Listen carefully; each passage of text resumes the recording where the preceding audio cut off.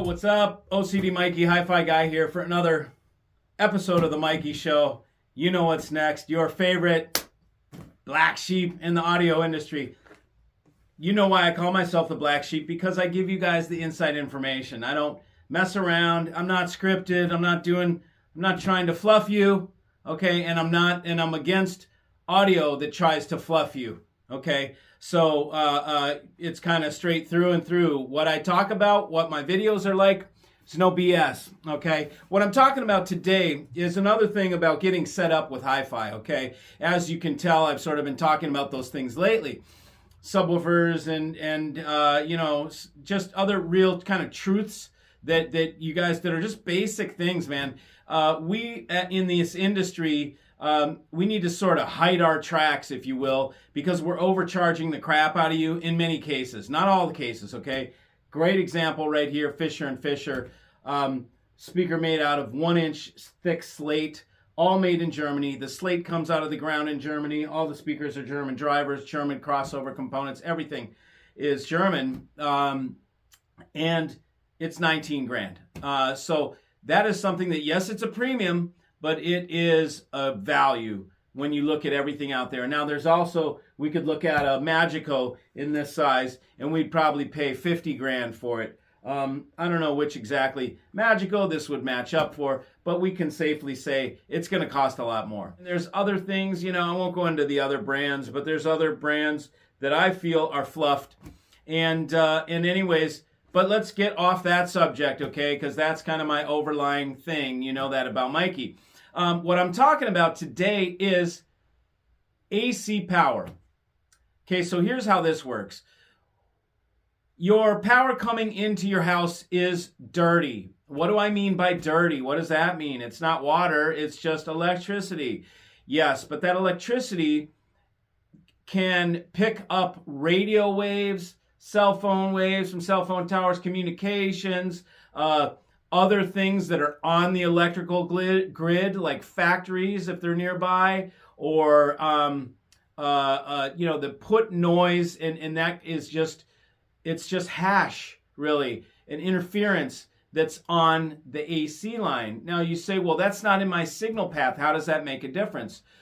How it makes a difference is your power supply in your piece of gear, when it has something called leakage current. So it leaks current onto your component and into the signal ground, which is very much part of making your signal. So it can mess up. The higher the noise is on your line equals the higher the noise is on your component, the less information you will retrieve when you listen to your audio system. So if you are serious about hi-fi, if you take special care in choosing audio components to listen to your music, if it's important to you, you must filter your AC. No ifs, ands, or buts about it. You've got to do it, okay? If you don't do it, you're not hearing your equipment in all its glory. It's enough of an issue that component manufacturers filter the AC on the way into their gear sometimes. And then there's all sorts of companies that make power conditioning equipment. There's some main ideas to think about when you do this. You could just listen to me and I say, buy Puritan audio. That's the only one you want. Those are for the guys that trust me enough to just listen to me. Buy Puritan audio. Buy it from me, I sell it. Buy it from the other guy who sells it. It doesn't really matter. You want the end result that Puritan audio brings. Their best one is $2,300. Okay, so in the grand scheme of things, and when you compare to other power conditioners, that's not very much at all. The PSM 156 or the PSM 136 are the Puritan audio line conditioners. Now, they have ones less than that. There's two types of noise that comes on your AC. One is common mode, one is differential. Most pieces of audio filtration gear, or the AC filtration, AC conditioning, will only take care of one or the other, common mode or differential. Well, the Puritan takes care of both common mode and differential. Not only that, but many of these power conditioners out there will daisy chain their outlets together. So let's say they got 3 duplex receptacles in a line and it plugs in on the end. It's a power strip. the power, the actual AC feed goes to the first one. Then you know how they have double screws? It jumps from the second one, from the first one to the second one. It jumps from the second one to the third one. Okay, you never want something like that in your audio system, because if the first plug is an amp and it's sucking current, it's going to starve that far receptacle of current, because the number one is sucking it all out of there, and it can't pull from the AC feed on number 3 like you can from number 1. So the best conditioners, even in my power strip, which has no filtration, all 3 of them have a home run back to the AC feed. You really want that. So you want to make sure there's other things to look for. If you don't want the Puritan, let's say you think you know better than Mikey and you want to buy something else. You don't want metal oxide varistors. Transformers, if you have a big ass transformer in your power conditioner, it's going to rob your stereo of current. It's going to give current limiting, and current limiting means dynamic clamping. It's going to clamp your dynamics. You're not going to get this open, airy, loose feel when there's bass-heavy music, or a bass-heavy, even timpani in symphony music. It's gonna take all the juice out of that toroid and or whatever, the transformer. It's gonna suck it all out, and there's gonna be nothing left to give if it's a long, drawn-out bass note. So you want a passive conditioner, a passive filter, one that does not have. Transformers do work for filtering high frequency, but they would have to be, they're this big. It's nothing that can fit in a normal component size. So anything that's, this wide and this deep, whatever, even if you put a toroid this big, it's still not big enough, okay? You need a big ass sit on the floor or sit outside on a concrete pad type transformer if you really want to do the transformer thing and do it right, okay? So the simple way to do this, okay? We can talk about dedicated lines and all this kind of stuff. I'll go over that and take a paragraph. What is a dedicated line? All of us do this that are really serious about our hi-fi. We run a home run from the switch panel, okay, your breaker box. You run one of those breakers, one of those 20 amp switch things that you throw in there, has a wire that connects to it that goes to your audio system, and only your audio system, only to a single duplex receptacle. That is called a home run back to the breaker box, where you have a single duplex receptacle. That single duplex receptacle is all you need for your whole audio system, okay? So usually you're going to put 20 amps out there, and you're going to put a 20 amp right to that single receptacle. Sometimes people use 2 or 3. I did it even heavier than that, and I'm not even going to approach or talk to you about what I did, because it's OCD level, and I don't even want to confuse you guys with what I did, because what I did is totally not necessary. It's way overkill. At the bare minimum, what I'm telling you, you want to take care of your AC and forget about it forever, put a freaking filter on it. Put a Puritan Audio PSM 136 or 156 on there. They're $2,300 and $1,600, and then there's a $1,000 one too that I can't remember the name of it, but it's like a big metal power strip that has the same filtration, same idea, just less comprehensive. The 136 has 36 parts of filtration. The 156 has 56 parts of filtration, so it's more comprehensive as you go. The difference between the 136 and the 156 is very small, but it is noticeable. And then they have extraneous ground things and other crap. If you want to go down there, I'm not going to talk about that either.